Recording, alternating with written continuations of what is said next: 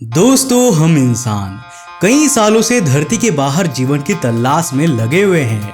अपने आसपास के ग्रहों और चंद्रमाओं से लेकर सोलर सिस्टम के बाहर के एक्सो प्लैनेट्स में भी जिंदगी के सबूत तलाश रहे थे, मगर अफसोस आज तक हमें ऐसे कोई पक्के सबूत नहीं मिले थे जिससे कि हम कह सके कि धरती के बाहर भी जीवन मौजूद है। मगर हाल ही में वैज्ञानिकों ने एक ऐसी अनाउंसमेंट की है जिसे सुनने के बाद आप हैरान हो जाओगे। अभी 14 सितंबर 2020 को खबर आई है कि इंग्लैंड के कार्डिफ यूनिवर्सिटी के प्रोफेसर जेन ग्रीव्स के द्वारा लीड की गई एस्ट्रोनॉमर्स की एक टीम ने हमारे पड़ोसी ग्रह वीनस यानी कि शुक्र ग्रह पर लाइफ की कंडीशन को खोज निकाला है। जी हाँ, आपने बिल्कुल सही सुना है।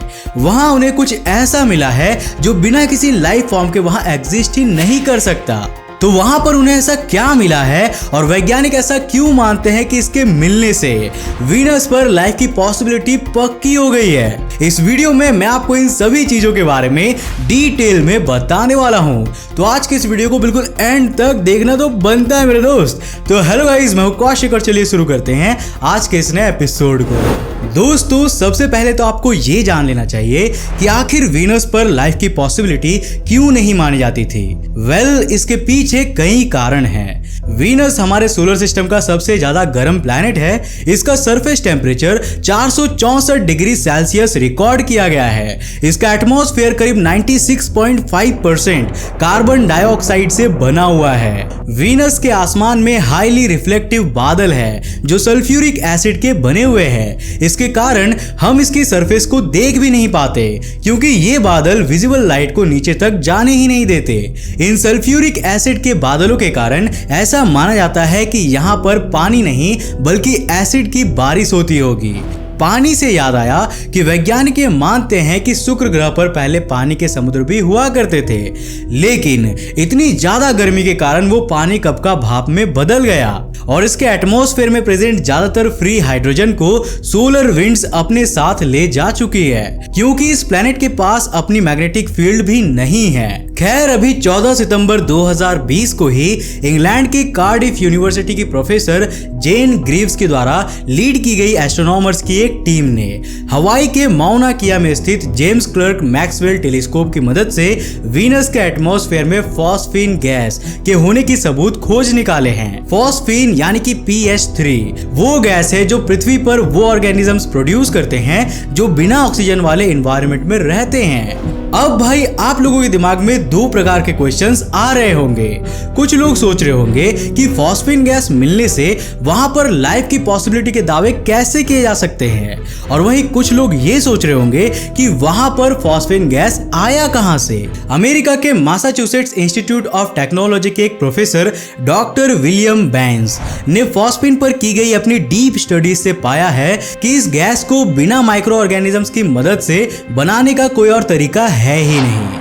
धरती पर प्रेजेंट कुछ बैक्टीरिया यहाँ पर मौजूद फॉस्फेट मिनरल्स को एब्जॉर्ब करते हैं और फिर हमारे एटमॉस्फेयर में प्रेजेंट फ्री हाइड्रोजन को इसमें ऐड करके फॉस्फीन गैस को रिलीज करते हैं। जब हम इंसान ऑक्सीजन को लेकर कार्बन डाइऑक्साइड को रिलीज करते हैं तब हमारी बॉडी में इस प्रोसेस के दौरान एनर्जी का फॉर्मेशन होता है, लेकिन इन बैक्टीरियाज में इस प्रोसेस के दौरान एनर्जी बनती नहीं है बल्कि उल्टी खर्च हो जाती है। इसकी कंप्लीट प्रोसेस क्या होती है और ये बैक्टीरिया फॉस्फीन गैस को रिलीज क्यों करते हैं, ये तो अभी भी एक रहस्य बना हुआ है। लेकिन कुछ वैज्ञानिक ऐसा मानते हैं कि इस गैस को वो बैक्टीरियाज वेस्ट प्रोडक्ट के रूप में रिलीज करते हैं, या फिर हो सकता है कि ये गैस उनके लिए दुश्मनों से लड़ने का कोई हथियार हो।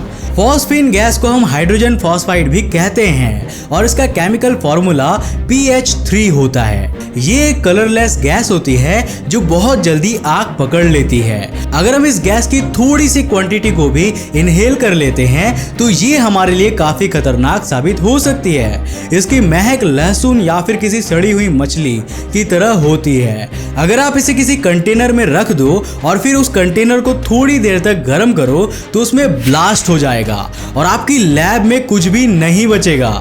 मतलब ये हाईली फ्लेमेबल गैस है एंड मोस्ट इंपॉर्टेंटली इसे केवल दो ही तरीकों से बनाया जा सकता है। पहला, ये किसी माइक्रो ऑर्गेनिज्म के शरीर में बन सकती है और दूसरा किसी आर्टिफिशियल लैब में। यूनिवर्सिटी ऑफ कैम्ब्रिज के साइंटिस्ट डॉक्टर पॉल रिमर ने अपने कैलकुलेशंस में बताया है कि वीनस पर प्रेजेंट फॉस्फेन की मात्रा धरती पर प्रेजेंट फॉस्फेन का सिर्फ 10% है।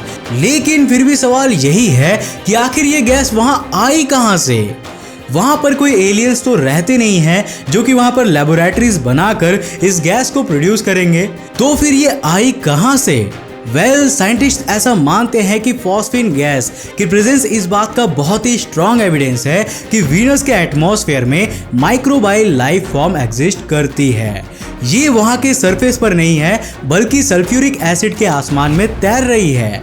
ये हमारी धरती पर प्रेजेंट माइक्रोबाइल लाइफ से काफी हद तक अलग होगी, क्योंकि वहां के सल्फ्यूरिक एसिड के बादलों में जिंदा रहना कोई मजाक नहीं है। वैसे अभी ये सब हमारे प्रिडिक्शंस ही है और हमें वहां पर कोई माइक्रो ऑर्गेनिजम्स दिखे नहीं है।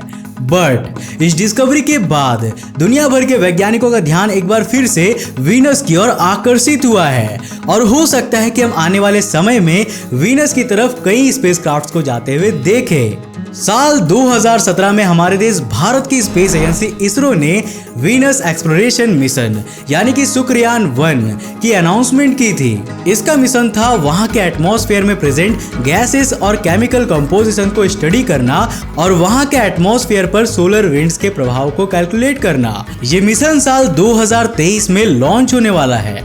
अब इस डिस्कवरी के बाद हो सकता है कि हमारा स्पेसक्राफ्ट भी वहां पर फॉस्फेन गैस और माइक्रो ऑर्गेनिजम्स की प्रेजेंस को खोजने की कोशिश करे। अगर आपने कभी वीनस को क्लोजली ऑब्जर्व किया हो तो आपने देखा होगा कि इस प्लेनेट पर हमें चारों ओर काले रंग की धारियां देखने को मिलती है। बहुत कोशिशों के बाद भी हम इंसान इन धारियों के पीछे का राज नहीं समझ पा रहे थे और ये हमारे लिए एक मिस्ट्री बनी हुई थी।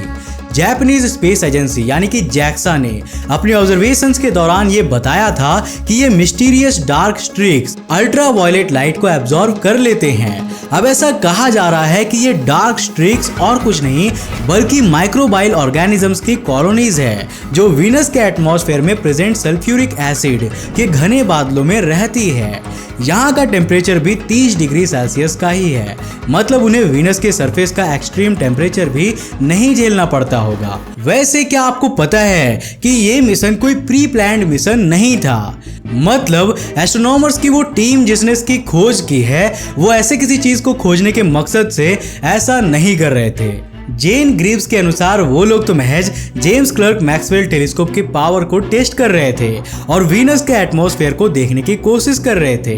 तभी अचानक से उन्होंने वहां के एटमॉस्फेयर में फॉस्फेन गैस को डिटेक्ट किया और उन सभी लोगों को अचानक से शॉक लगा कि भाई ये क्या मिल गया हमें। मतलब ये तो उन्होंने एकदम से वक्त ही बदल दिया, जज्बात ही बदल दिए। मतलब इसके बारे में सुनकर मुझे इस गाने की लाइंस याद आ रही यार, हमने ना जाने कहां के लाइफ को खोजने की कोशिश नहीं कर ली।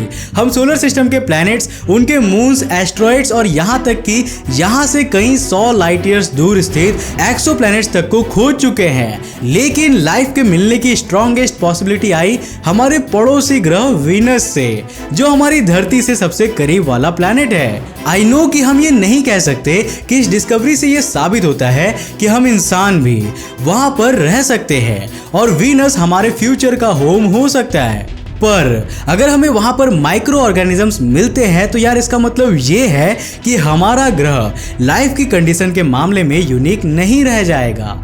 दूसरी बात ये कि हम पहली बार एलियंस को ढूंढने में कामयाब हो चुके होंगे। अब आखिर माइक्रो ऑर्गेनिजम्स भी तो एलियंस ही होते हैं ना। वैसे आप क्या सोचते हैं इसके बारे में? क्या इस डिस्कवरी के कारण वीनस के एक्सप्लोरेशन में हम तेजी को देख सकते हैं? क्या इस डिस्कवरी के कारण स्पेस एक्सप्लोरेशन के फील्ड में रिवॉल्यूशन आ सकता है? हमें नीचे कमेंट करके जरूर बताना। अगर आपको ये वीडियो पसंद आया तो इसे लाइक करना तो बनता है मेरे यार। तो सोच क्या रहे हो, इस वीडियो को लाइक करो और अपने फ्रेंड्स और फैमिली के साथ शेयर करो और उन्हें भी बता दो कि हमें वीनस पर क्या मिला है। अगर आपको हमारे वीडियोस पसंद आते हैं और आप चाहते हैं कि हम ऐसे ही और इंटरेस्टिंग वीडियोस बनाते रहें तो आप हमारे ऑफिशियल मर्चेंडाइज को खरीद कर हमें सपोर्ट कर सकते हैं। आप हमारे वेबसाइट antarikshtv.in पर जाकर हमारे ऑफिशियल मर्चेंडाइज को खरीद सकते हैं, जो कि खास तौर पर आप लोगों के लिए डिजाइन किया गया है। यहाँ पर आपको एक से बढ़कर एक कूल स्पेस टी शर्ट्स देखने को मिलेंगे। तो सोच क्या रहे हो, जल्दी से अपने मनपसंद के टी शर्ट्स जाके परचेस करो और हमें सपोर्ट करो। अगर आप नए हो इस चैनल पे तो ऐसे इंटरेस्टिंग वीडियोस के लिए चैनल को सब्सक्राइब करने के साथ साथ नोटिफिकेशन बेल को भी कर देना, ताकि आप देख सको हमारे वीडियो सबसे पहले। तब तक के लिए बाय, जय हिंद।